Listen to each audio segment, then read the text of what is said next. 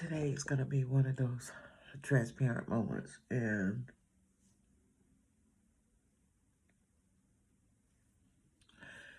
yesterday I was dealing with some things, and I posted a video that I'd actually recorded a while ago. I thought I lost it and came across it yesterday, so I thought I'd better go ahead and quickly post it. So I'm still learning how to get all of that stuff done. But nonetheless, I posted the video, and sure enough, I was attacked spiritually. And for those of you that know me, know that I also deal with chronic pain as well as the HIV. And most days it's debilitating. It's terrible. I wouldn't wish it on anybody. Usually on any given day, I'm at an 8 on a scale from 1 to 10. And maybe 3 days out of the week, I'm at a 10. I wear 3 pain patches. I'm under pain management, by the way. And I take pain medicine every 5 hours, every 4.5 to 5 hours. And in between, I was taking ibuprofen. So yesterday, one of my friends in my support group asked if I was okay, and I said, yeah, it's nothing. She said, no, it's something. You can tell me, we can talk, we can pray. But I didn't want to give her or talk about my situation because I knew she had things on her plate that she was dealing with. And one of my other friends is dealing with grief. And these 2 women I usually talk to or pray with the most. I don't like bothering anybody else.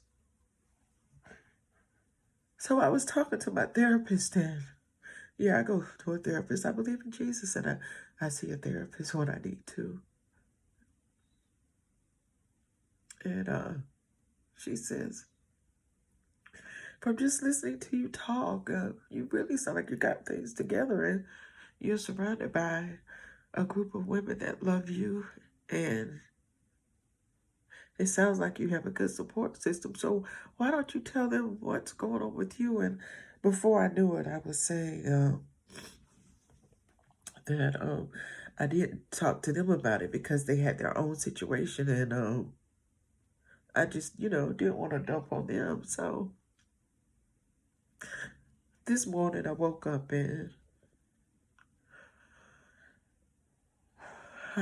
thinking I had to work. I was in a lot of pain, and I said, well, let me get my devotion in. And I listened to a sermon. And now I'm sitting here reading, and I'm in Hebrews 11, faith in action. And I had to apologize to God. I'm like, Lord, I'm so sorry for every shortcoming. And thank you for loving me when I can't even love myself.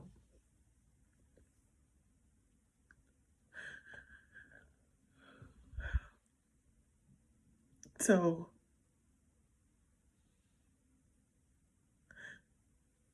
I had to apologize to God because I felt like he had too much on his plate. We're talking about God. We're talking about Jesus Christ. He's the great I am. He's the comforter. He is all-seeing and all-knowing. He's a God that sits high and looks low. And I put him in a box. So I had to apologize. And I said, God is not too busy that he can't handle my situation and the problems of the world, let alone my other sisters in Christ or friends and family. So, as my therapist reminded me of who I had to lean on, But then this morning, I was reminded again, who God is. I say to you that if you're the strong one in the group, you need someone too. That's why I'm an advocate on mental health awareness and talking to someone when you need it, because you need to talk to somebody. It's okay to believe in Jesus and go to a therapist. And if anybody tells you different, I would argue them down, because you're not getting ready to tell me that there's somebody that's sitting in church today, and if they feel sick, that they didn't go to the doctor. If they broke a leg, they wouldn't go to the orthopedic. If they needed to go to the dentist or see about their teeth, they're going to a dentist. So why can't we go to a therapist, a psychiatrist, a counselor? Jesus is the great I am. He's our physician. I understand. He also created doctors. So while we're trying to be strong and there for others, it's okay to go talk to somebody. Years ago, back in 2014, I fell on the ice. I was working at night and I had to be at work. I didn't have an option of calling out. I had to be there. So I fell 5 times trying to get into my car to go to work. And I actually went to work in pain and cried all day. And one of my friends, her name is Yvonne, and she's the sweetest person. She said, Jackie, I think you need to go to the doctor. So I called the doctor and I made an appointment. I went straight after work. And they said I broke my tailbone. So that was the start of this big snowball effect. Well, back in March of this year, I was at the gym to take care of the previous injuries. And I fell in the shower. I re-broke my tailbone. I injured both hips. Partial tear to the ACL, MCL, lateral fracture to the tibia, and major nerve damage. So the pain that I was dealing with before is worse now.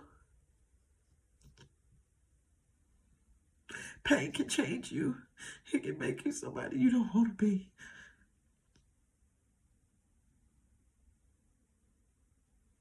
So while wearing 3 pain patches and taking pain medicine every 4.5, 5 hours, I was also taking ibuprofen in between.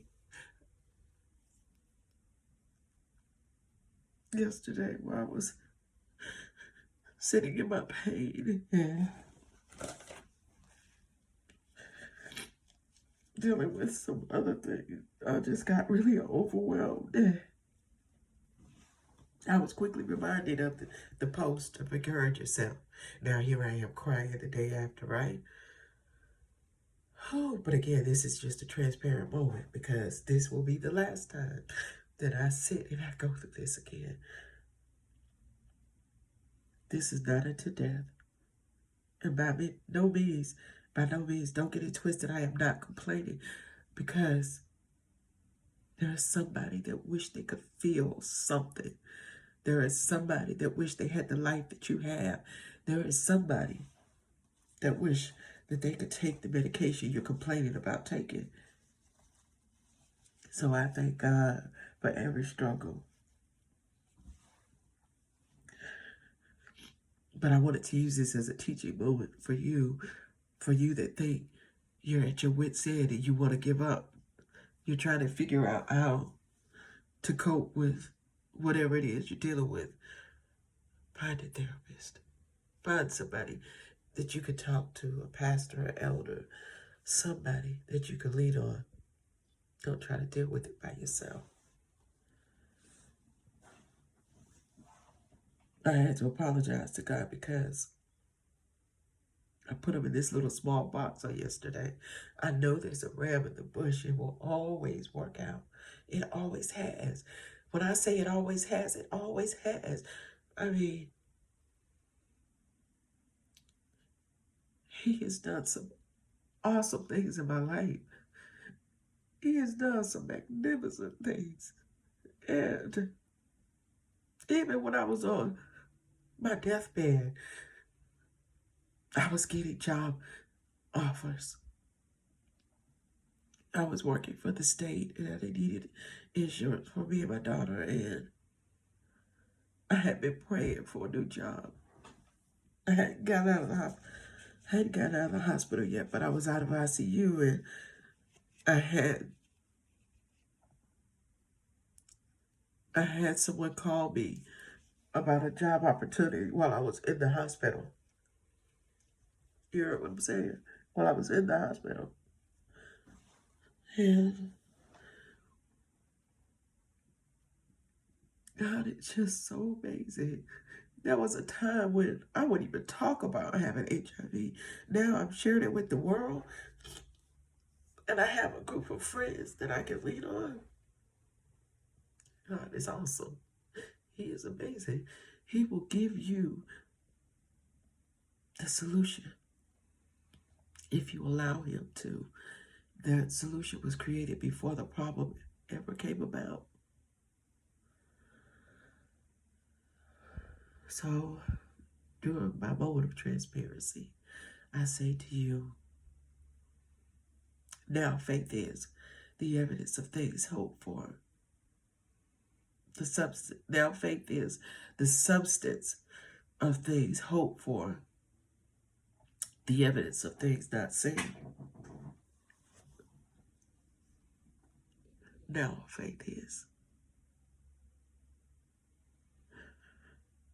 I just thank God for what he's doing in my life and for the opportunity and the opportunities to come. Why would I say this story that I have, it'll be heard globally. It's going to bless somebody.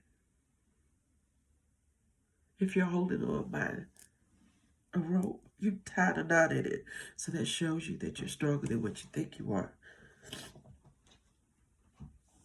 And just remember that the darkest part of night is just before dawn. You gotta go through the dark part before you can get to the day. Things are turning around, and they're gonna be working in your favor. So I say, stay encouraged, and don't limit God, because God can do whatever it is you need him to do. All he needs is for you to give it to him. Get out of his way. He don't need no help. And if you don't have somebody to talk to, find someone. Don't try to do it by yourself.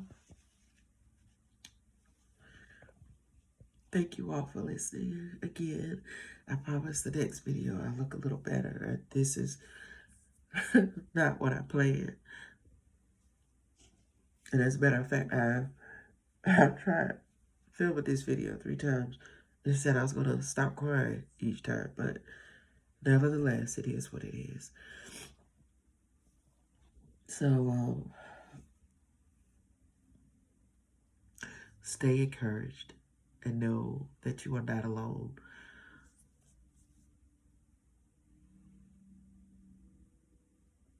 God's got you. Let him handle it and get out of his way, okay?